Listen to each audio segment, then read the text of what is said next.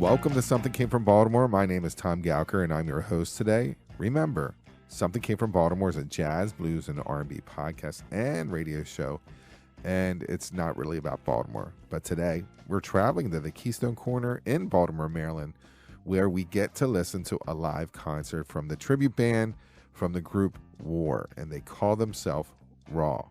War is a classic group from the 70s, and I recommend that you scroll through their albums because they have the right mixture of jazz, Latin, funk, R&B, reggae, and they got hits. Today, I'm talking to the band leader, Ron Scott. He is an alumni from the DC go-go scene. Before we get into the show, just some show notes. Remember that I'm a co-host of a limited episode podcast series. It's called The Beatles Come To America, and if you remember Something New, the second album, and Yesterday and Today, then this will be a lot of fun. We review all the U.S. released albums from the Beatles. Remember, Patreon is out, and Cash App and Venmo is in, and that information is in the show notes. Tips are welcome, and we thank you in advance. And now, let's get into the show. Good evening, everyone. Good evening. Happy Thursday. Happy Thursday to everyone. Are y'all ready for a fantastic show? I said, are you ready for a fantastic show?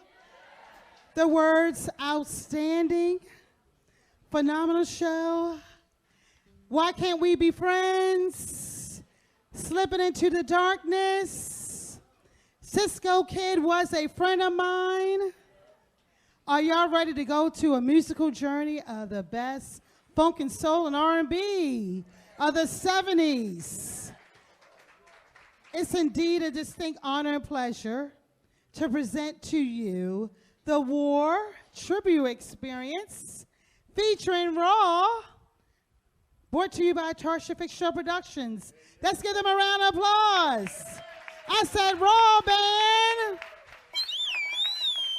So feel free to get up and dance, have a party. We're going to have some fun tonight. Thank you, Tasha. And again, we want to send this out to everybody who made it out tonight. Thank you so much. We got one thing to say to you before we get this party started. Ron Scott, welcome to Something Came from Baltimore. Thank you for having me. Appreciate it. I'm excited to talk to you because I am a War fan. There's one thing about War that's weird, and maybe you can flesh it out for me. Like when they talk about like amazing bands from the 70s, like funk bands or whatever, War's not on that top tier. You kind of get like an Earth, Wind, and Fire, and you kind of get Santana, artists that have endured, and War has endured. In fact, they're almost stronger now than ever when it comes to Low Rider and Cisco Kid and some other things. Yeah. But their albums are very similar to Ohio Players, that they're actually, the album cuts are equally as interesting as the songs. Right. So I'm not really sure as the test of time where War is celebrated as a major like artist. Yeah, that's a good thought. But here's the thing, you're dead on where they're not like the Earth, Wind, and Fires or I've also at times kind of considered them as more of, they're very strong, but they're always that like backup or that group that, that secondary group to those other groups.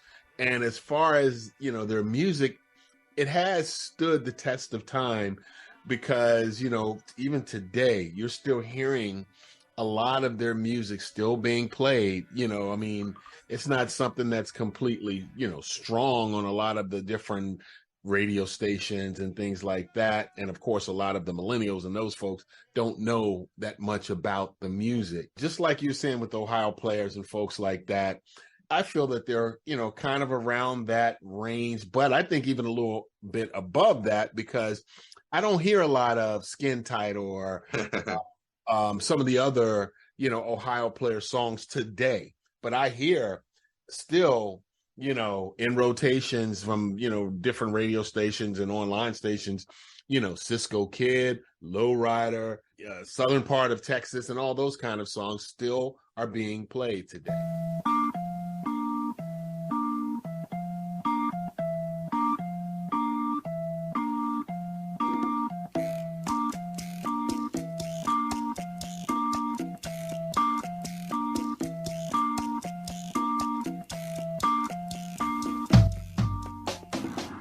the band kind of formed around 62, like the essence of the band. Yes. Jerry Goldstein, the producer, master producer of the late 60s, connected Eric Burden, who was, if I'm not mistaken, an alcoholic and a mess from the Animals. Well, when you watch them perform, you would think that too. So, yeah, he was in search of another band because the Animals with him departed. This band was all ready to go. It had like a amazing vibe already. All he had to do is plug in. They had a big hit with "Spill the Wine." Yeah, and it was there. He only lasted for a year or two, and he was gone. So when I look at the band, they were chugging along at high speed until like 77, when disco came, and I think they lost the members. They lost their footing, and the rest is history. It would have been interesting. They put a great jazz album out in 1975, like a jazz fusion funk thing. And that's right on the nose as to where they should have went. I mean, my opinion, but they, when you lose band members and you have those big bands, you're from DC, so you know what a big band's like. The money gets carved out really into pennies, and you're like, wow, I'm working really hard. We're making so many records, and when it filters down to, when everyone gets their take, when it filters down to the band member, they're like, wow, this doesn't seem like it's worth it, that kind of thing. Yeah. And big bands kind of blew away like by that time period. Yeah, and we also know that, around that time, back then, the bands were not getting their due because of the record companies that were just sucking them dry. They were like, the workers, but it was more of the record companies and the PRs and the other folks who were just getting all of their money first. And then that, of course, as you were saying, in the 70s, upper 70s, 77, 78, and then disco coming in the 80s and whatnot, there was no real place for them to go with their music, or people were more interested in the disco stuff. So it then caused a lot of those problems as well. I guess that's kind of the beauty of the songs that they have, now, as far as from that time period, that they just threw out so many songs that, when people, want to go back through the Google machine and listen to their music, they have a huge plethora of different types of songs that they can pick and choose, which plus for the group itself. When it came to greatest hits, they put out one in 75, and I think it went 5 times platinum. They put out an additional one in 1987. It went 8 times platinum. It still pops up on the top 200. All right, so we kind of went into the band, but we want to talk about you guys. How did you decide? You're a new tribute band. You guys been doing this for 2 years, right? 2? Probably 3 years. I'm going to say, because what happened was, just to give you the history, it was funny because, and this is the honest to God truth, where I was diagnosed with, stage 4 colon cancer, and I had to go in and get surgery. And what happened after that was, when I came out of surgery, I tell you, when I came out of surgery, and I was in that waiting room to be carted off to my room, I heard Lowrider. I heard somebody must have had music playing along with, I'm hearing other people partitioned off who were in pain and moaning and groaning, but I heard, the song Lowrider, and I was sort of, trying to figure out what I wanted to do as far as, I had a friend who was also in a tribute band who was doing pretty well, and they were doing kind of a Frankie Beverly and Mays thing. So I'm like, I wanted to try to figure out who I wanted to kind of, support or, play their music that I appreciate. And when I was there, I heard that song, and I'm like, maybe, I should look at the group War, because what I was trying to find, I noticed with War, a lot of their lyrics were not about, ooh, baby, I want to sex you up, or, come on, let's get down and dirty, or I want to kill this and that and F this and that. It wasn't, their stuff was real. I loved War, growing up, from high school on up. And I just felt that, that would be the group that I want to do. That, that group was, it transcend different, genres as far as, the rock, the funk, the jazz, all of that. So I wanted a group that would do that. And when I heard that, I'm like, you know what? I want to go ahead and start putting together my musicians and see, how they felt about doing something like that. And everybody loved the concept as far as the musicians that I have now. So that's kind of where we went. And that's the direction that we're in right now. All right. So I got some follow-ups. You're okay now with his colon cancer, right? Yeah, I'm 100% free, at least for now. You know how those things are. So the thing about more, I think, is that they are organic, where they're not synth based. Yes. Absolutely. The synthesizer kind of puts a stamp on the "Oh Sheila, ready for the world" time period, where it's fun. Like they always say, it's good for the geese. It's always good for the gander. Oh, sailor. And you're just pulling them. You're pulling them up. I love that song, but it dates itself just by the synth and the type of drum beats and whatever. Where this is extremely organic.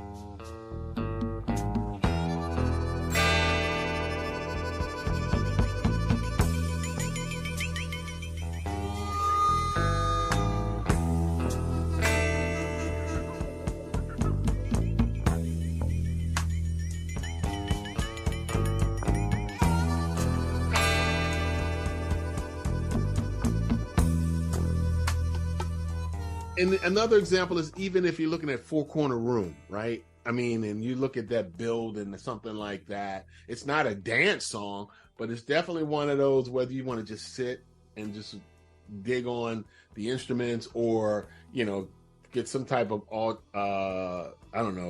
something that will enhance your listening of it, those type of things as well, just make it even sort of, to some, a better experience as well. But it's not, like you said, it's heavy synth and, a lot of effects and all that kind of stuff running through a lot of their music. So, yeah. You got DC in the house, so you got like a go-go background. This tribute band could fit into any kind of like go-go night. You're slipping in multiple bands and then bang, that you got Raw playing too. Right. And it would fit. I played with Experience Unlimited for 3 years, as a percussionist. So it's funny you mentioned that, because that was the way I was going to take this. I was going to come out and just do this complete go-go thing on war, just a war genre of, go-go with the go-go layer on top of it. But I just, thought about it. I'm like, no, I want to keep it as authentic as it, as it is. How did y'all like that first set? I told you they were sensational. Outstanding. Yes, indeed. We're going to take a little short break. Pause for the cause. Gerald Albright, Rhea Schneider, Charlie Hunter, Hoop Robillard, Sean Jones, Walter Beasley, Steve Swallow. Something Came from Baltimore is a jazz, blues, and R&B podcast and radio show, and it's not really about Baltimore. Subscribe to the podcast and listen to your favorite artist or future favorite artist. That's Something Came from Baltimore. And be a part of that Be More music scene. Joe Lovano, Jeff Coffin, Paula Cole, Danuzo Makatani, Ann Passio, Ches Smith, Thumbscroll, mostly. Greetings from the Adult Music Podcast, where we talk about music for the mature mind. I'm Russ. And I'm Mike. And every week we get together in our mountain lair in Japan and discuss new classical and jazz music releases and enjoy some laughs and maybe some booze along the way. We go track by track through the albums we listen to and dig deep into the performances. We also provide you with links to the music via Spotify and Apple Music, and a full episode playlist on Deezer so you can follow along. So, if you're looking for the best new music to stimulate your brain and lift your spirits, join us every week on the Adult Music Podcast. Same difference. Two jazz fans, one jazz standard. A review of a single jazz standard through music, history, and stories. And this is AJ. And this is Johnny. If you are a jazz fan and you like jazz standards, bebop, show tunes, ballads, you name it. Yeah, we've got them here. We drop a new show on you every other week, and we take a standard and we listen to a few different versions of it. Same difference. Come join the fun. Looking forward to seeing you. Hi, jazz fans. This is the founder and host of Neon Jazz, Joe Domino.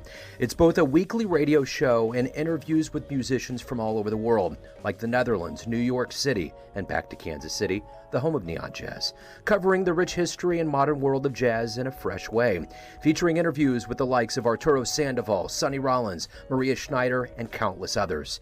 Find our weekly show on Mixcloud. Subscribe to the interviews via iTunes and YouTube. We are Neon Jazz. Something came from Baltimore. Something came from Baltimore.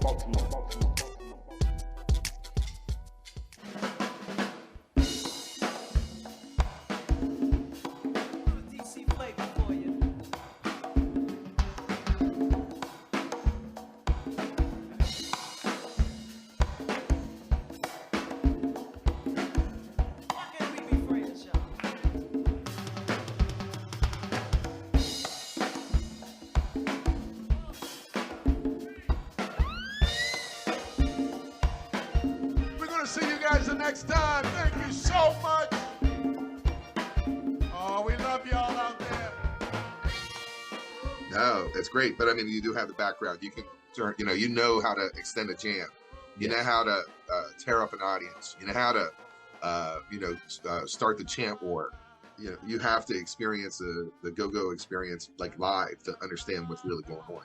Exactly. So, now we do use or play Why Can't We Be Friends because that's our last song. And it's funny you should say that. It depends on where we are. If we're in DC, if we're playing somewhere in the DMV, we do that. We cut that as a go-go thing. I'll start it off as a go-go groove, and then that piano part will come in, dun, dun, dun, dun, and we'll just do it. Now, if we're outside of the DC area, we do it in a Jamaican or reggae. Yes. Why Can't We Be Friends? Like that song has like 5 lyrics. That is true. That's true. 6. It's actually 6. Yeah, it came up. Yeah, it came up in '75, and it has a really cool reggae overtone, and it's obviously racial division and getting together. That's the time period of That's the Way of the World, and Marvin Gaye stuff. And my favorite line on that is, "I'd like to be the president so I can show you where your money's spent." Well, I like the CIA. I love the CIA. So. And another thing is that even though this song was done, back then, it applies to what we're going through and what we're dealing with today. That's the other thing with a lot of war. The world is a ghetto. When we do that, my role is generally I'm the storyteller in our group. I'm the person that's out front that talks. And the first thing I say is, hey, I don't go into a political rant. I just say, hey, we've come to the conclusion that this world basically is a ghetto, with all this going on. That's how we look at it. And then we kind of go into the song. This song right here, it stands the test of time. In case you guys don't know the title of this one, it's called The World is a Ghetto. Because you know what? I've come to the conclusion that this world, at this time, with all the crazy stuff that's going on, it is a ghetto. It's the hood, Unfortunately, we live in the hood. So we decided to sing about it just a little bit right here, y'all.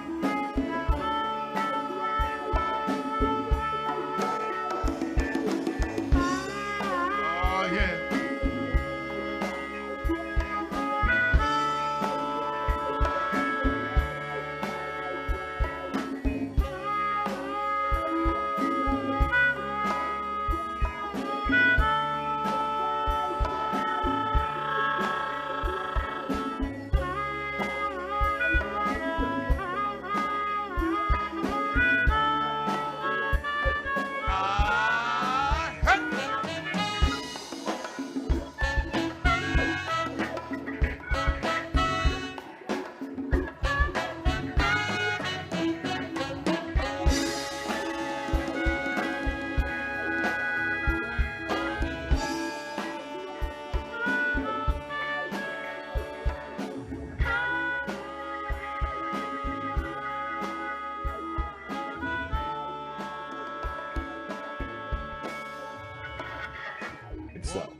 We were damaged by Weekly Reader as kids. remember when we got our weekly reader when we were little kids, and we would like kind of glance at it, and we would be horrified by pollution and things like, because they were slanted to give us like hey, you can fix this world. So we were like, oh, okay, we're gonna fix it, and it never got fixed. You are a walking time machine, and some of these things that you're talking about. Yes, remember the weekly reader in grade school.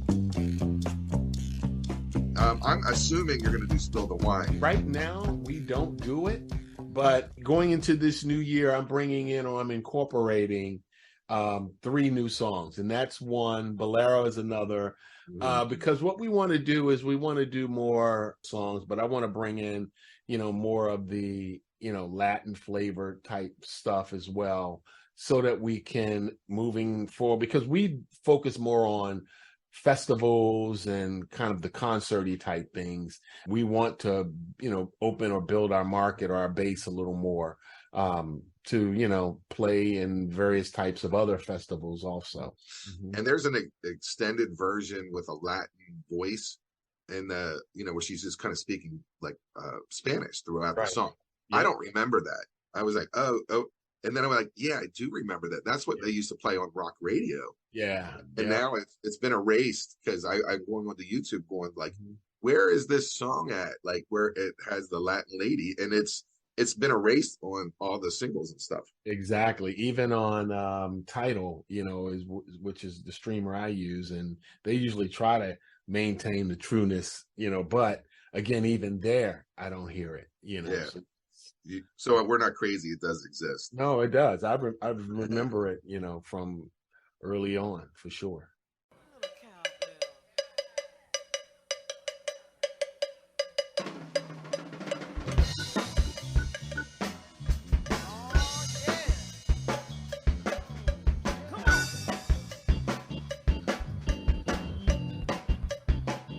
So I'm assuming that the big hit is Low Rider, which was number 7 on the pop charts, which is crazy. 1975, number 1 on the R&B charts, talking about the hydraulic hot rod cars. Yeah, from the Chicago area, which I think that would be anywhere, but it's the jam that never ends. Like right now, a 17-year-old kid, if you play that right now, they'd freak out. They'd be way into it.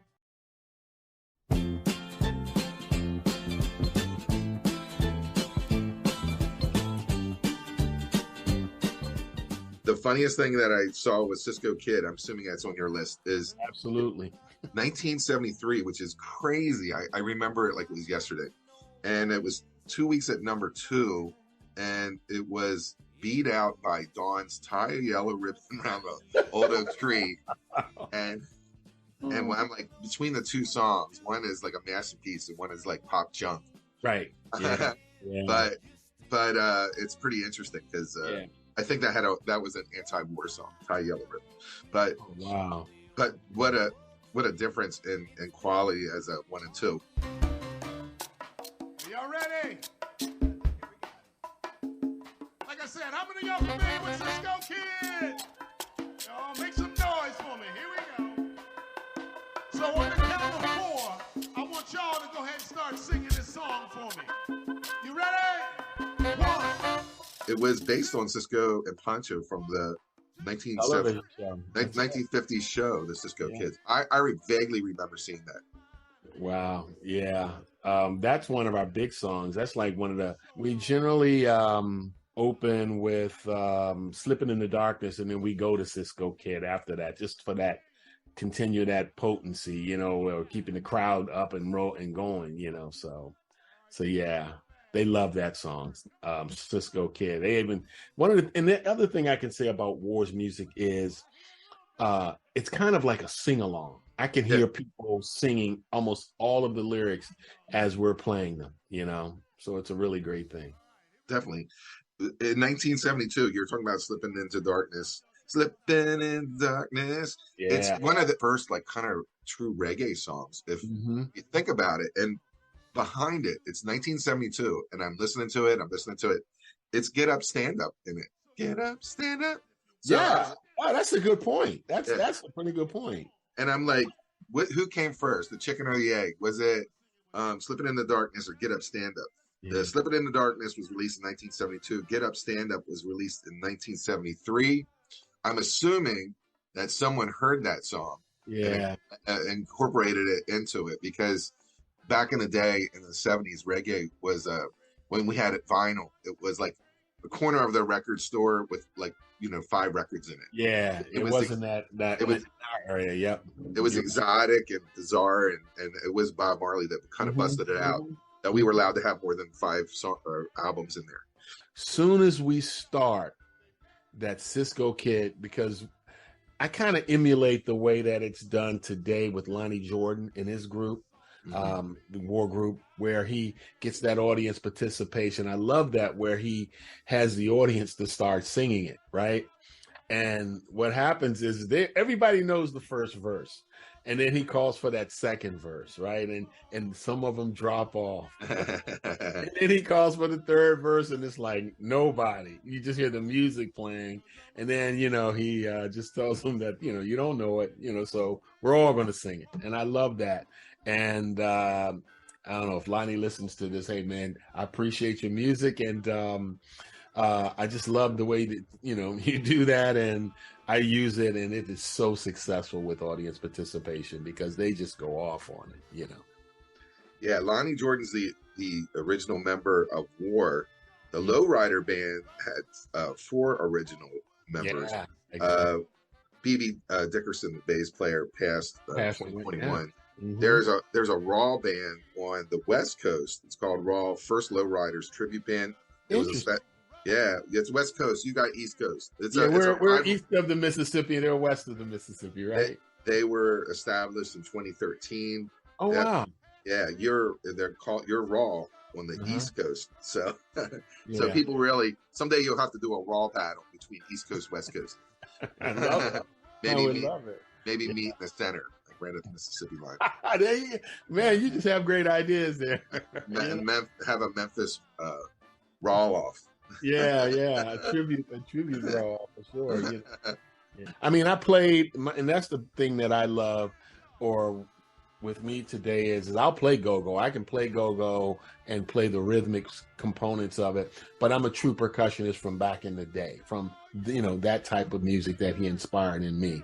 So, and I do notice a lot of folks today, especially in this area, when they play congas or percussion, it always has that go-go overtone to it, and it kind of sometimes just drives me crazy. Can, some folks just keep a regular, pattern when they play, but, a lot of it kind of just goes directly to the go-go thing. So sure, it was ingrained in them, it's like they're used to it. Where we live, yeah, exactly. I think we got everything we needed. Ron Scott from Raw. Yeah. The War Tribute Band. I thank you very much for joining me today on Something Came from Baltimore.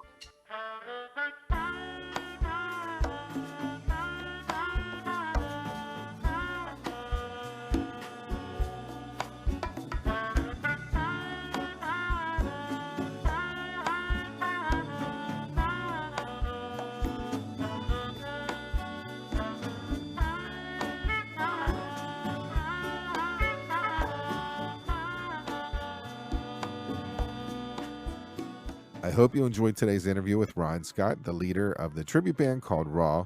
The band in tribute is War. The show is over, and everyone have a great day today.